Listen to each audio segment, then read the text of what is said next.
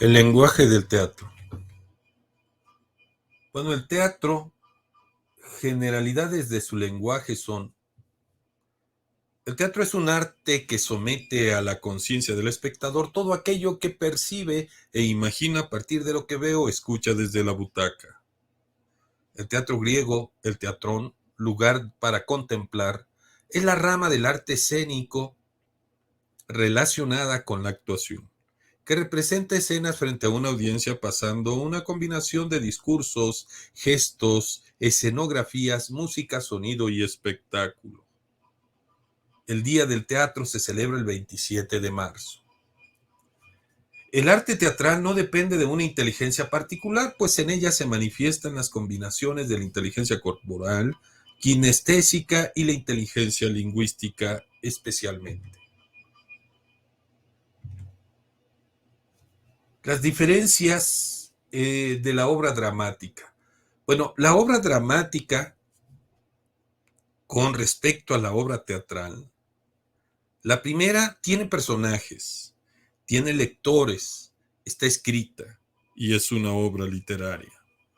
En cambio, la obra teatral tiene actores, tiene espectadores, está representada en un escenario y es un espectáculo artístico, es un arte.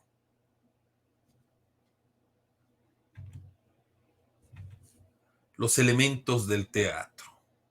Bueno, los elementos son, desde luego, la acción, los personajes que desarrollan las acciones, el ambiente y el texto. Pero además está el director,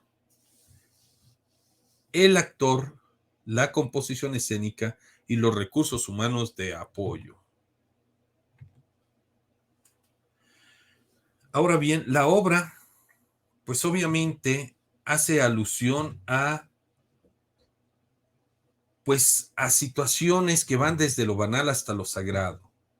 Tendrán que, pues, representar emociones con objeto de destacar, pues, el contenido de la obra. En la comedia del arte, el intérprete, por ejemplo, deja rienda suelta a su instinto. Hay improvisación. Por su parte, los actores japoneses del no y el famoso kabuki hacen patentes determinados estados de ánimo por medio de gestos simbólicos, bien de gran sutileza o deliberadamente exagerados. En el teatro moderno se ha impuesto por lo general orientación naturalista, en que el actor, por medio de la adquisición de técnicas corporales y psicológicas y del estudio mismo del personaje, procura recrear la escena de la personalidad de éste. Y eso es lo que de alguna u otra manera se busca, pero más aún con fines de lograr la catarsis, una representación que al público le sea terapéutica, una representación que al público le sea reconfortante. Sin embargo, actualmente, a los inicios del siglo XXI, la actuación teatral con tendencia naturalista está siendo replanteada seriamente. La teatralidad contemporánea requiere una crítica del naturalismo como simple reproducción del comportamiento humano, pero sin tres lazos en su entorno. Actualmente ha habido grandes transformaciones del trabajo, por ejemplo, de Stanislavski, siendo la más importante de Antonin Artaud, Jerzy Grotowski, Etienne Decroix y Eugenio Barba. Estas técnicas, llamadas actualmente extracotidianas, implican una compleja síntesis de los signos escénicos. Por su parte, pues la representación de las obras dramáticas que nos presenta, pues ahora sí que un desarrollo actoral, estas son la mayor parte de las veces claramente diferentes.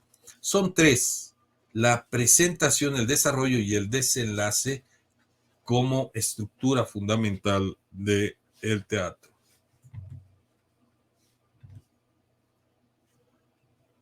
Los personajes, bueno, los personajes desde la antigua Grecia vienen dados por el protagonista, el antagonista, los personajes secundarios, personajes colectivos y personajes alegóricos. El ambiente. Bueno, en el arte teatral el ambiente se encuentra determinado por el espacio y el tiempo. Cuando decimos ambiente nos referimos a la situación en la que se desarrolla la obra, el lugar físico y al tiempo en el que se mueven los personajes. El texto. Bueno, las obras dramáticas se escriben en diálogos y en primera persona, en el que existen las acciones que van entre paréntesis llamados lenguaje acotacional o acotaciones, mejor conocido. La dirección. Bueno, la personalidad del director como artista creativo por derecho propio solo se consolidó a finales del siglo XIX. Su figura, de cualquier forma, había existido siempre, en cuanto al responsable de la coordinación de los elementos que presenta, desde la escenografía a la interpretación.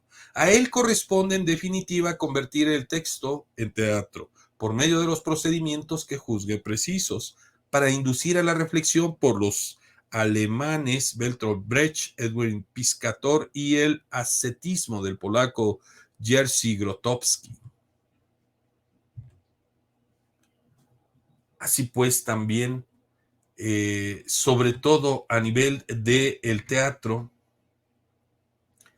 la primera tarea es definir el tipo de personaje, es decir, se trata de hombre o mujer, anciano o niño, rico o pobre, etcétera, etcétera. Este definirá la forma como será encarado, es decir, cómo será construido a final de cuentas, porque un personaje es un proceso de construcción psicoemocional orgánico e incluso energético espiritual, ya en pleno siglo XX de la era cuántica.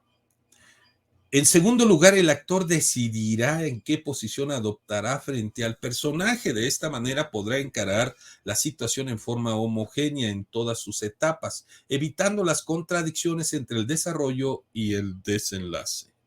Así pues, está la asignación del personaje, visualizar cómo sería o determinar el carácter o todas las características que tiene el personaje a nivel físico, instintivo, a nivel emocional, a nivel intelectual y también a nivel cultural. La experimentación no es otra cosa más que la construcción de ese personaje, darle nacimiento, encarnarlo, prestarle pues toda nuestra biología para que nazca esa personalidad generada por el arte teatral y sobre todo por las habilidades del actor. Los niveles del actor, bueno, el corporal o físico, incluye los ejercicios de calentamiento, modulación de voz, etcétera. Es el entrenamiento precisamente que el actor debe de recibir para el desarrollo de cualquier personaje. El mental forma parte de los ejercicios de concentración, desinhibición y meditación. Un poco estar siendo embargado, siendo eh, encarnado el personaje sobre la biología del actor. Elaborativo es la correcta preparación dentro del marco mágico sublime actoral.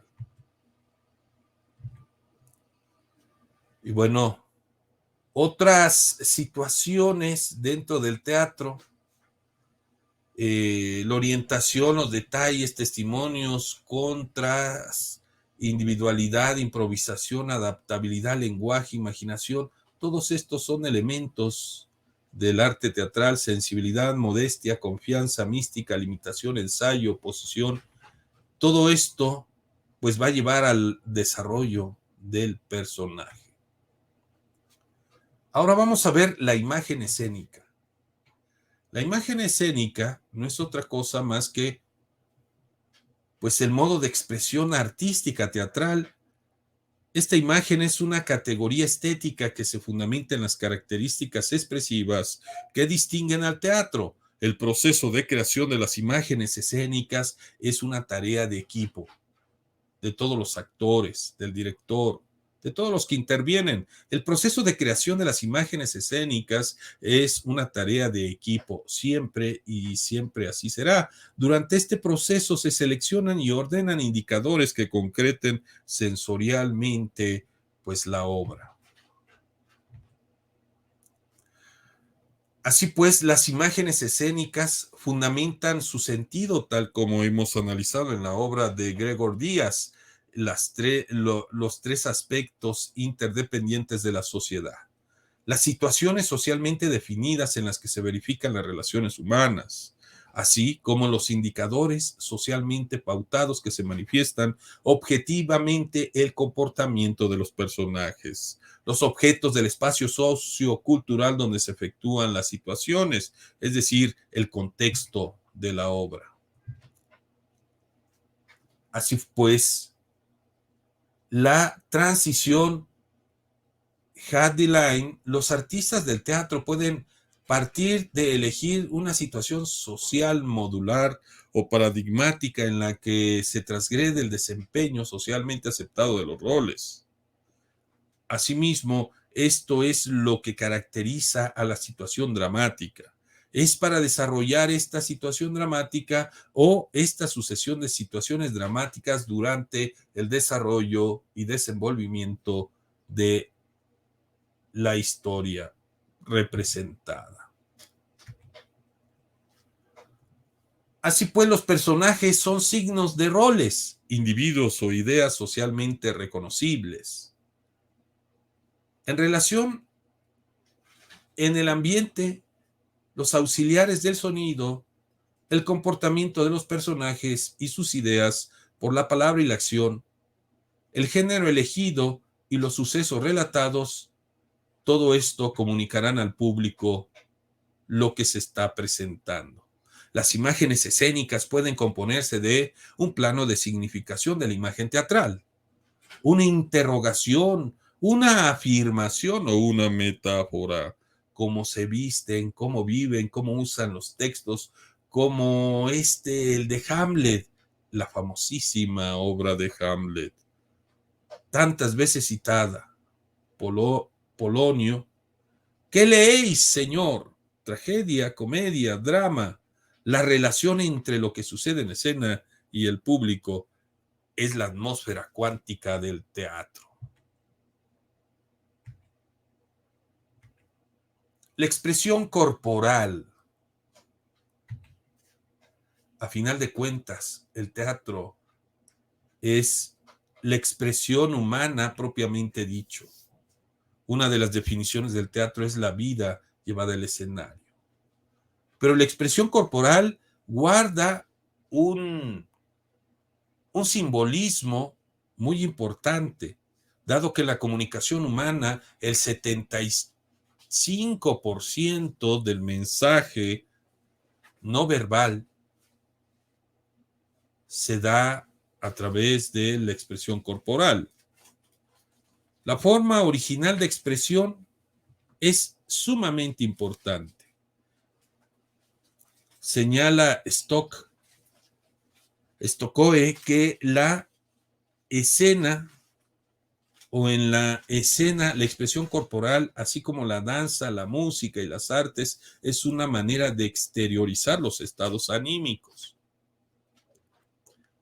Pero no solo eso, el estado orgánico del personaje, el estado emocional del personaje, el estado mental del personaje y su contexto cultural. Incluso su desarrollo espiritual del personaje debe encontrar en sí misma sus propias justificaciones y sus propios métodos de trabajo. En este lenguaje que se manifiesta y se percibe en varios niveles, logra la integración de los planos físico, afectivo, social, cognitivo de la persona y espiritual, Se enfatiza el sentimiento de liberación que produce la práctica de la expresión corporal. A final de cuentas, el cuerpo es el avatar del espíritu humano. La expresión corporal, bueno, en ella se liberan energías, orientándolas hacia la expresión del ser a través de la unión orgánica del movimiento, del uso de la voz, de los sonidos percusivos. La liberación de las tensiones acumuladas viene a significar expansiones un poco, a relajarse, descargar la agresividad, la energía. Son términos que se utilizan para expresar los resultados que se proceden o esperan de la práctica de la expresión corporal. La dimensión expresiva también implica estimular, abrirse a las sensaciones, despertando la sensibilidad, darse cuenta de lo que se percibe aquí y ahora. Una experiencia de movimiento libre y espontáneo, de creación con el cuerpo. Se pretende encontrar lo nuevo, lo imprevisible, lo no habitual. Se da siempre en relación al individuo, se autoexpresa mediante las relaciones que establece con su medio, con el espacio.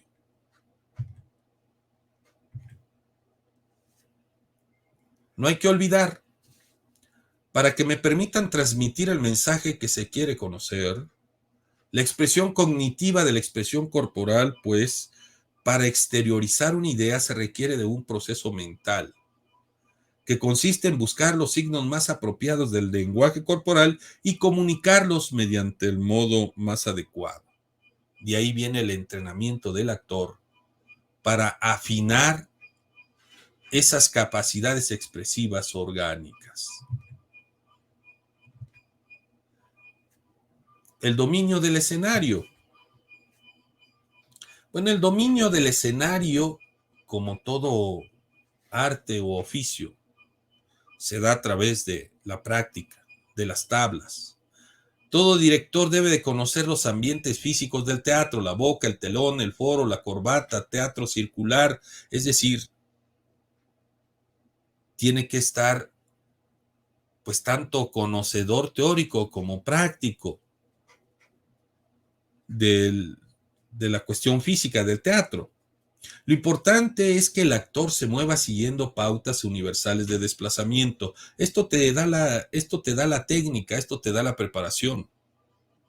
Moverse según las circunstancias apoyado en un ambiente como un patio de una escuela, semicircular o circular, un escenario, buena acústica y en esencia debe de haber un manejo equilibrado en el espacio.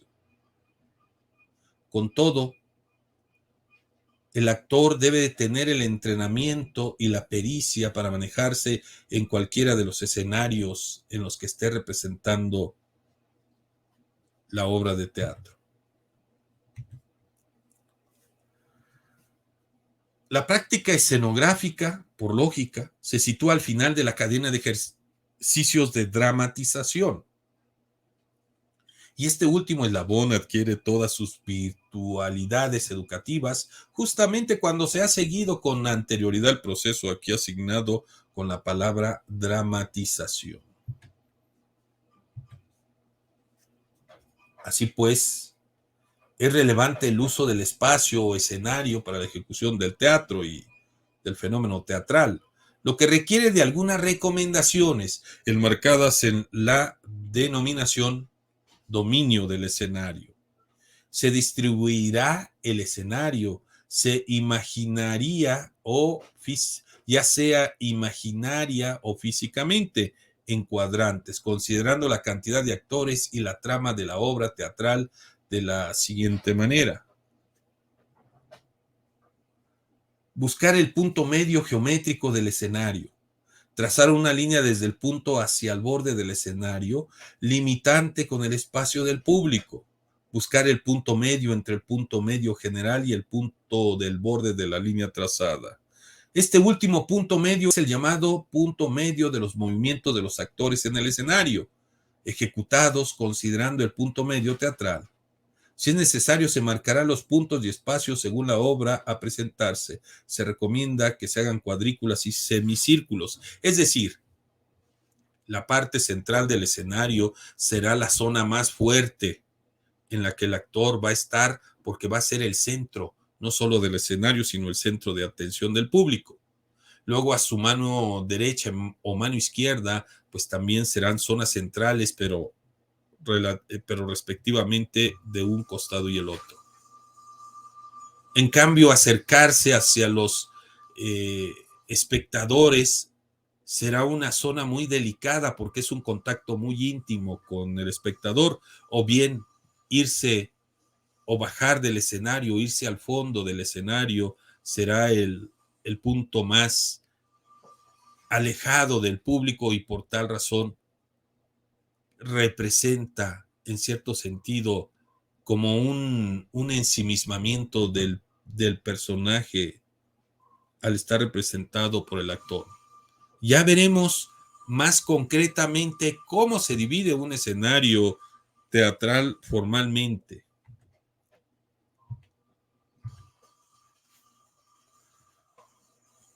Como conclusión, el dominio del escenario debe de facilitar la comprensión de lo que la obra teatral tiene como objetivo comunicar un determinado mensaje al público, para lo que se debe de tener en consideración los movimientos físicos y movimientos no físicos del actor y el uso de espacios en forma estética.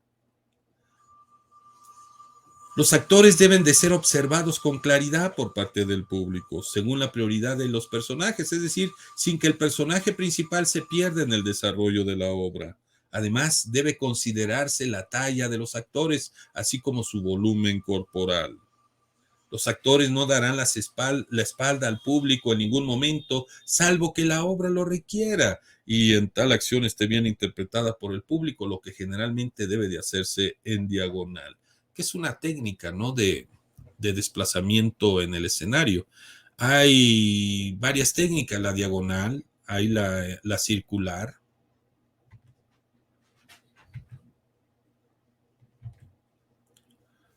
El teatro de títeres.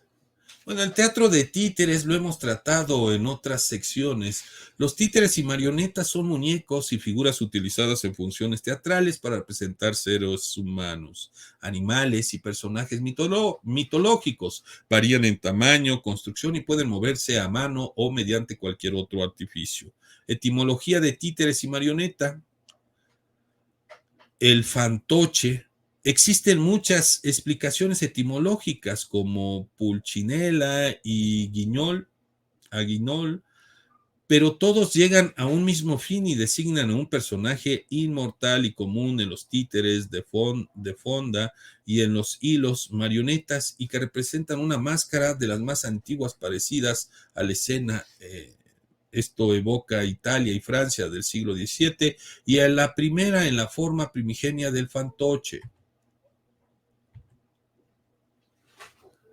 A su vez, el títere, según Covarrubias, en el artículo títere, pues es la obra del tesoro de la lengua castellana que dice que se llaman títeres, ya que el pilo que acostumbran tocar suena titi, añade que el nombre puede provenir del verbo griego ti, ti, titizo, que significa gorgojear o cantar de las aves. Títere, titizo. Marionette o marioneta. Algunos filósofos franceses aseveran que marionnette es diminutivo de marion, que es a la vez gramaticalmente diminutivo de María. Por lo tanto, es como si en español dijéramos mariquita. Hay quien afirma también que en el reinado de Carlos IX de Francia, en 1150-1174, un italiano llamado Marion lo introdujo y de aquí viene el derivado de marionette. Clases de títeres, ya para terminar: el guante o del guiñol, el de sombras chinas o chinescas, el de varilla o de barra, el títere del dedal, son subderivaciones de la representación escénica. Fundamentos del teatro de títeres. bueno, el fundamento psicológico. Con el avance de la ciencia y nuevos descubrimientos del enigma de la vida, del mundo, de la naturaleza, hoy por hoy la existencia de los títeres tiene fundamentos pedagógicos y psicológicos en el desarrollo adecuado de la imaginación y la fantasía de niños y adultos. Y sirve como medio de esclarecimiento, estudio de muchos aspectos psicológicos inexplicables y en muchos países desarrollados se aplican en la medicina como medio psicoterapéutico y fisioterapia con estos implementos. El fundamento sociológico de esta o de otra forma parece el arte en las sociedades primitivas, manejadas y desarrolladas solamente por los sacerdotes, brujos o jefes de la tribu, mediante el cual evocaban sus alegrías, tristezas, desengaños y otros sentimientos, y posteriormente con el avance de la cultura, su utilización tiene otros fines como son los recreativos o educativos en los centros escolares. Es de saber que en algunas comunidades atrasadas de nuestras serranías, sobre todo en nuestro país, muchos ventrílocuos como charlatanes existen todavía para engatusar a los ingenuos, en el sentido de que los muñecos efectivamente hablan y adivinan y al mismo tiempo que pueden curar sus males o desventuras. Fundamento biológico, bueno, la primera etapa, los títeres fueron considerados como ídolos o dioses, de tal manera que fueron parte de su existencia en el dominio de la naturaleza.